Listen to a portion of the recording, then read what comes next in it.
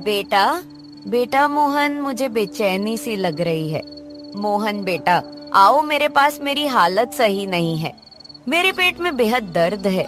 मेरे पास आओ बेटा, कोई तो आओ। बहू, बहू कहाँ हो? मेरे पास आओ ना। अरे सुनीता, उठो ना। माँ इतनी रात को हमें क्यों बुला रही? चलो ना, चल कर देखते हैं। दिन हो या रात, यह मुसीबत मुझे कभी चैन से नहीं रहने देती। आधी रात को भी कोई चिल्लाता है क्या? ऐसा मत कहो सुनीता, वो मेरी माँ है। एक बार चलो, चल कर देख तो लो। सुनीता और मोहन बूढ़ी माँ के पास जाकर बोलते हैं। क्या हुआ माँ, इतनी रात को हमें क्यों जगाया? बेटा, मुझे कुछ बेचैनी सी लग रही है और नींद भी नहीं आ रही है, इसलिए कुछ देर मेरे पास बैठ जाओ। अरे माँ, तेरी उम्र हो गई है। इस उम्र में थोड़ी थोड़ी परेशानी होती ही रहती है। अगर हम तुम्हारे पास बैठकर सारी रात जगे रहे तो फिर कल घर और खेत में काम कौन करेगा? इसलिए तुम सो जाओ और हमें भी सोने दो। बूढ़ी माँ को उसी हालत में छोड़कर दोनों वहाँ से अपने कमरे में चले जाते हैं और बूढ़ी माँ रोते हुए सोच रही थी। हे ईश्वर, इस दुनिया में किसके लिए तूने किसी को अपना बनाकर नहीं भेजा? सब मतलब से पूछते हैं। तूने एक बेटा दिया, वो भी मेरे लिए नहीं, किसी और के लिए।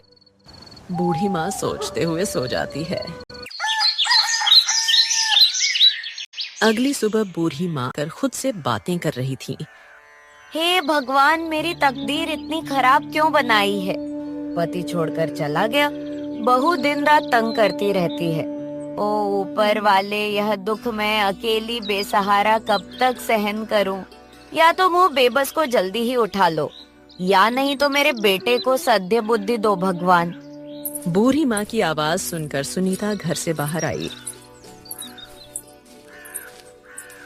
और आकर बोली। ए बुढ़िया, ये सुबह सुबह क्या लगा रखा है? खुद तो सोती नहीं, हमें भी शांति से सोने नहीं देती। जब देखो दिन भर बड़बड़ाती रहती है। तुम दोनों तो चैन से सो जाते हो, मेरी उम्र पे तो तरस खाओ।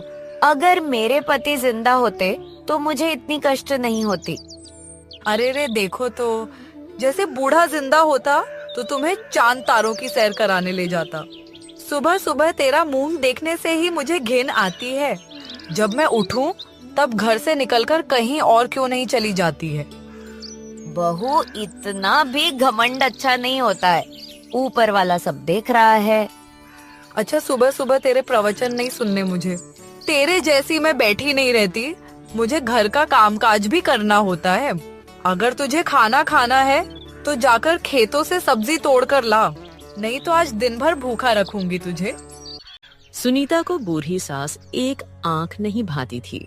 सुनीता का बस चलता तो बूढ़ी को मार मार कर घर से भगा देती, पर मोहन की वजह से चुप थी। दोपहर का वक्त था। सुनीता अपनी सहेली से झील के किनारे बैठकर बातें कर रही थी। कैसी हो सुनीता? आजकल दिखाई भी नहीं देती हो। क्या कहूँ मीरा, मेरी बूढ़ी सास की वजह से मेरा जीना हराम हो गया है। ना रात को चैन से सो पाती हूँ, ना ही दिन में चैन से खा पाती हूँ। अरे सुनीता, बस इतनी सी बात। मैंने तो अपनी सास को उसके रिश्तेदार के यहाँ भेज दिया है। अब मुझे घर में आराम ही आराम रहता है। मेरे नसीब में तो ये सब है ही नहीं मीरा। मेरी सास का कोई अपना रिश्तेदार भी नहीं है जो उसके पास में इस बुढ़िया को भेज दूं। अरे रिश्तेदार नहीं है तो क्या हुआ, तुम्हारे पति तो है ना। बस मैं जैसा कहती हूँ तुम वैसा ही करो। तुम्हारे रास्ते का कांटा तुम्हारा पति ही साफ कर देगा।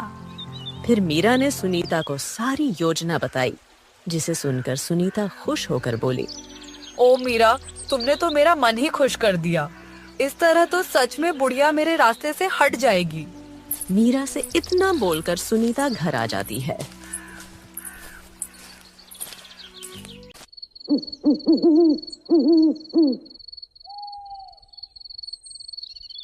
रात को मोहन घर आया तो अरे भाग्यवान, घर में कुछ खाने को बनाया है तो खाने को दे दो, बहुत जोर से भूख लगी है। इस घर में जिसे जो खाना है वो खुद से बनाए और खुद खाए। मैं किसी की नौकर नहीं हूँ जो दिन रात काम करती रहूं। अरे बाप रे, सुनीता, आज तुझे क्या हो गया? इतने गुस्से में क्यों हो भाई? सुनीता के मन में तो मीरा की सिखाई हुई बातें चल रही थीं। सुनीता कुछ नहीं बोली और बिना खाए पिए ही भूखी सो गई।